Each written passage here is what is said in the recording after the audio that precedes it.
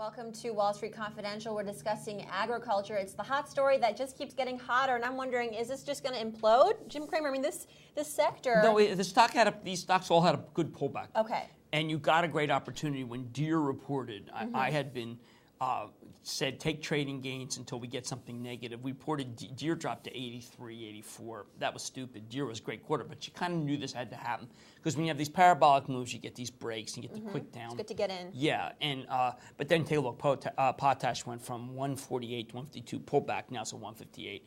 Agrium, potash. Monsanto, these are all going to go back to the new highs, and that's because there's both famine and OPEC tightening. And these are, you get both of those going, you get new highs. This is the last remaining momentum group in the market, and until gold takes out 1,000, which is what I think will happen.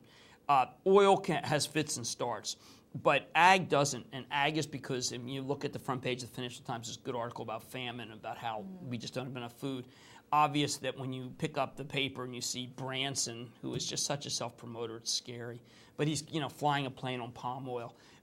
These are all just variations of the same thing. There is no congressman, no politician in this country is willing to say that ethanol is a mistake.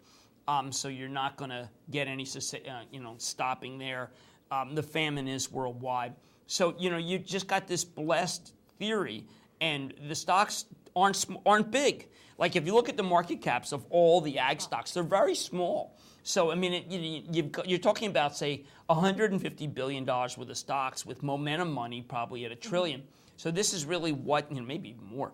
So this is where people are, and the people who own these stocks really have a great reluctance to sell because they can't find anything that's growing faster.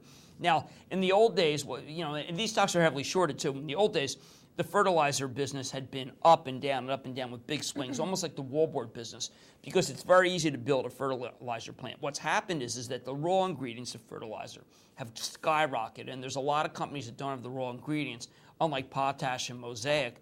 They have the raw ingredients, so those are still the two plays.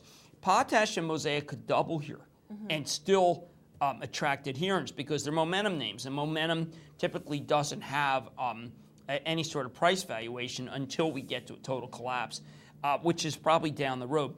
What I would recommend, not near term enough to react to.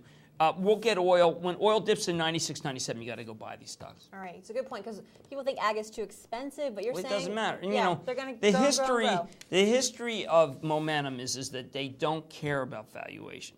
So you have to wait until something really major happens.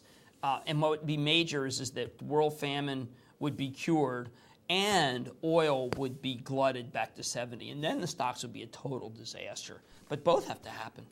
Well, we'll see about that. Yeah. Thanks a lot, Jim Cramer, Wall Street Confidential. Stay tuned.